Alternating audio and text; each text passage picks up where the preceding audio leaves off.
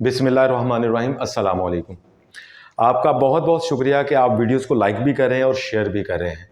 इससे किसी का भी फ़ायदा हो जाए, किसी फैमिली फ्रेंड का या फैमिली में से, इसमें आपका भी फ़ायदा है और मेरा भी फ़ायदा है।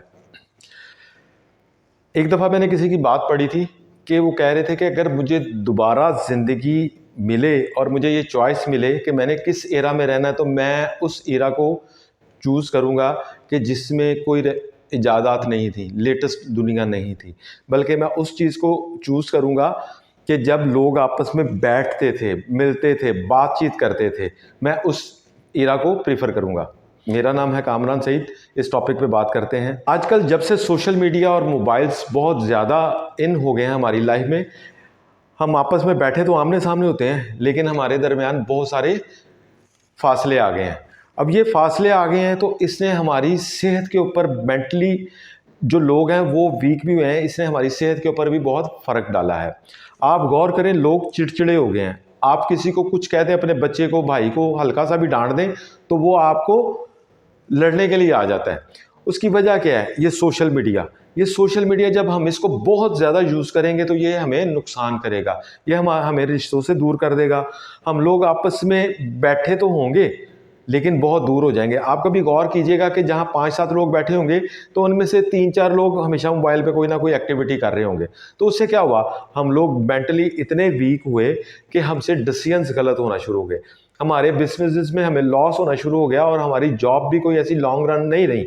अगर आप आज से 5-10 साल पहले, तो आप देखते होंगे लोगों में कि लोग 5-5, 10-10 साल, 15-15 साल एक ही जगह टाइम वक्त गुजार देते थे। तो उसकी वजह क्या होती थी?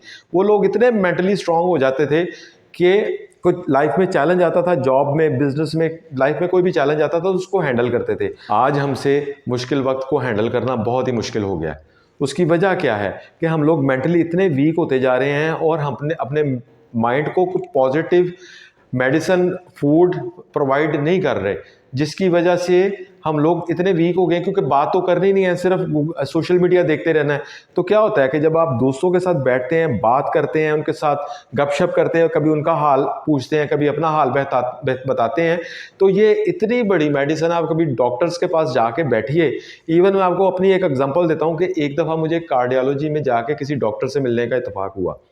तो इतना रश था वहाँ पे कि उन डॉक्टर्स के साथ कोई हम 1 घंटा बैठने के बाद शायद बात 2 मिनट ही की हो। लेकिन क्या नोटिस किया वहाँ पे कि जो भी पेशेंट आता था अपने किसी अटेंडेंट के साथ, तो वो अटेंडेंट से पूछते थे कि इनकी रात की कोई एक्टिविटी है?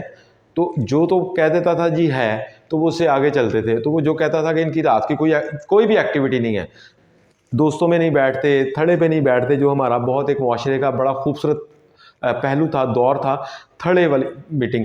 तो वो जो कोई कहता था कि नहीं, अपने ये दोस्तों में नहीं बैठते, बाहर नहीं जाते, तो वो उनको डांटते थे कि आप अपने पेशेंट को मारते हैं पहले और फिर हमारे पास ले आते हैं, आप इनको कहीं बाहर निकालें। ये इतना फ़ायदा है, जब आप इंटरेक्ट करते हैं तो आप मेंटली स्ट्रांग हो जाते हैं। आप किसी से बात करते हैं, 10 मशवरे करते हैं, आपके दोस्त होते हैं, आपका दिमाग कहीं प्रेशर में नहीं रहता। तो कोशिश करें कि वही एक सिंबॉलिक बात कर रहा हूँ कि थड़े वाली महफिलों को कभी भी ज़ाया मत करें। अपने दोस्तों को मिलें, अपने कज़नों को मिलें, अपने बहन भाइयों को मिलें, अपने माँ बाप के साथ बैठें। इससे आपके देखिएगा कि आपकी लाइफ के अंदर कितना चेंज आएगा। आज से नबी पाक सल्लल्लाहु अलैहि वसल्लम पर कम से कम एक दफ़ा दुरूद ज़रूर भेजें। आज एक दफ़ा भेजेंगे, कल 100 दफ़ा भेजेंगे और एक वक्त आएगा कि पूरा पूरा दिन नबी पाक सल्लल्लाहु अलैहि वसल्लम पर दुरूद भेजने वाले बन जाएंगे। अपने माँ बाप, बहन भाइयों और इर्द गिर्द के लोगों के साथ अच्छा रवैया करें, इससे भी लाइफ में बहुत चेंज आएगा। अस्सलाम वालेकुम।